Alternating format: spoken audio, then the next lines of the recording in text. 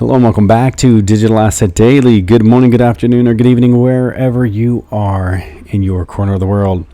Right into the news. Thailand's largest bank snubs Ripple and selects Stellar-based blockchain for cross-border remittances.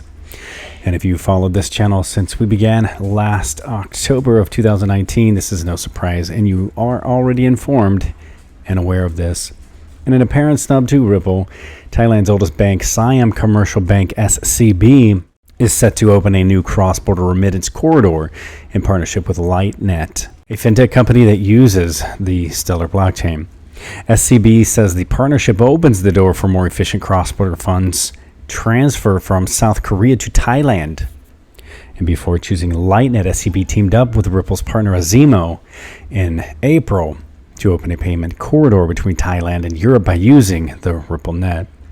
However, in announcing the new partnership, an executive with SCB lauds the new service model, saying it will increase its service capabilities while improving transaction speeds under a secure environment.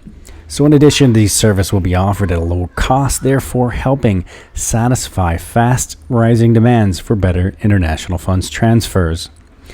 The bank's vice president, Surihanath Lamsam, adds, "We expect that this new service model will help raise the service experience bar for seamless cross-border transfers for our customers and serve the growing demand for better cross-border remittances." So that's pretty exciting.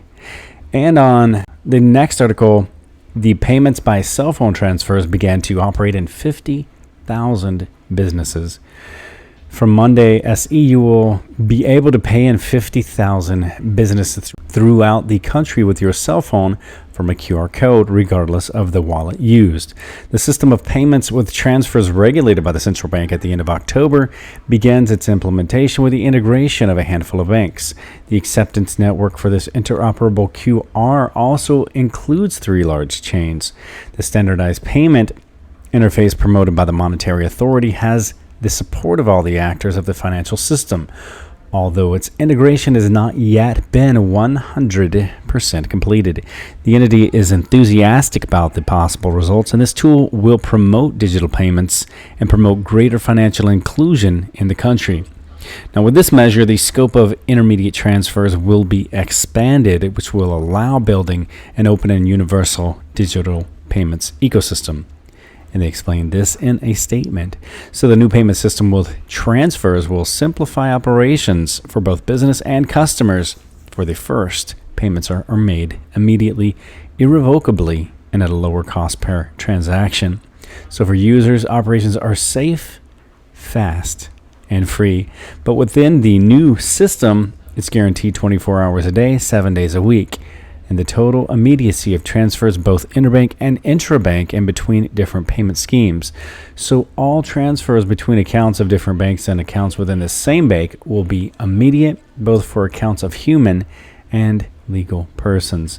Also, operations will be irreversible, which avoids the merchant has to handle the management of rejections and chargebacks. So from an economic point of view, transfer payments, they save the business the cost of handling cash and in turn impose lower commissions of those he currently handles. According to the BCRA, the business considered as MSMEs that adhere to the system will not have commissions during the first 3 months of use of the service for the first $50,000 that they invoice each month.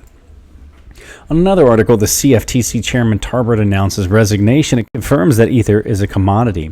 So over the course of his 18-month term, Tarbert has been a consistent advocate for the principles-based regulation of crypto. Really, I wanted to get into the headline of that because that brings back up the thought of Ripple. Now, but Ripple maintains that XRP is a commodity. In quote, Ripple holds XRP like it's holding coffee, cocoa, or copper, Treacher said. We as a company are a very separate animal to the XRP digital asset, and that's the crux of why it's a commodity. It's an asset class. It's not a security. And again, hopefully this starts coming out soon and the court case will come to an end, as it's been long and dreary and just drawn out. And what I believe is unnecessarily. Let's let this thing run. Let's let it fly and do what it's meant to do. Another article, blockchain-powered Bordeaux. IBM announces wine supply chain tracing system. The future of the wine industry lies in verifiable provenance, transparency, and traceability. Sounds a lot like VeChain, except it's on IBM. And one thing I've always liked about IBM, as to scroll down, because they have a few of that, the Maersk and IBM introduced TradeLens, the blockchain shipping solution. So it's all part of their trade supply. And getting into the IBM is the leader in open source blockchain solutions built for the enterprise. As an early member of Hyperledger and active contributor to the Hyperledger Fabric and Stellar blockchain projects. So that's one thing that we absolutely like and appreciate with IBM is its support and use of Stellar. I'm going to leave you with a final thought. Find yourself by getting lost. And personally, to me, this is almost like a motto every time I've moved or visited a new city. We always say, let's go find ourselves. And it basically means try and get lost in the city so that we could learn the city.